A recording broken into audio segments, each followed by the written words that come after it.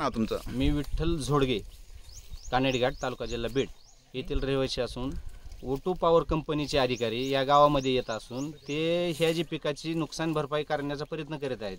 उन्हाळ्यामध्ये मेमध्ये पूर्ण टावरचं काम झालेलं असताना त्यावेळेस त्यांनी काम केलेलं नाही आणि आता धमकावून आम्हाला असा रेट आहे रोज चुकीचं सांगून नुकसान भरपाई देत नाहीत. आता सध्या शेतकऱ्याची पिकं चांगली आल्यामुळं शेतकऱ्याची इच्छा आहे की सध्या त्यांनी काम करू नये, आम्हाला योग्य मोबदला मिळणार नाही, त्यामुळे तुम्ही काय आमच्या सध्या पिकातून काम करू नका.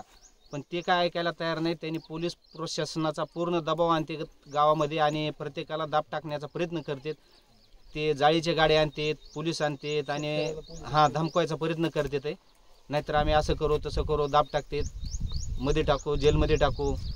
पण आमची अशी इच्छा आहे की सगळ्याची आम्हाला योग्य मोबदला मिळावा, नाही तर आमची पिकं निघल्याच्या नंतर मेमध्ये मार्च एंडच्या नंतर काम करावं. सध्या ह्या 3-4 गावात ओटो कंपनीचं काम चालू आहे लाईटचं.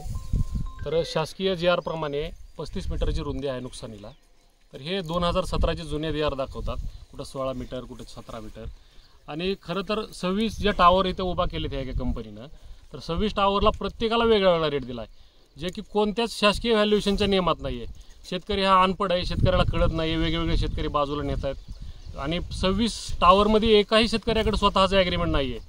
तर कुठंतरी सह्या घेतलेल्या त्यांच्याच अशा चलत रोडवर.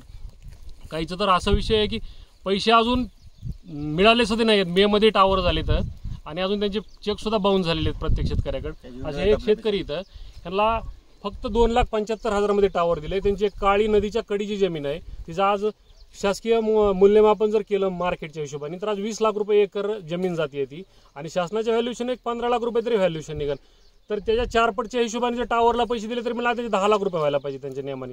पण असं कोणत्याच नियमाने कोणाला टावरचे पैसे दिले नाही शासनाच्या. आणि आज इथं एकदम दणगटशाहीच्या हिशोबाने एक पोलीस यंत्रणा आणून बळजबरीने शेतकऱ्याच्या पिकात घुसून काम करण्याचा प्रयत्न चालू आहे, जो की एकदम चुकीचा आहे. आणि शासनाने याच्याकडे गांभीर्यानं बघण्याची खरंच गरज आहे.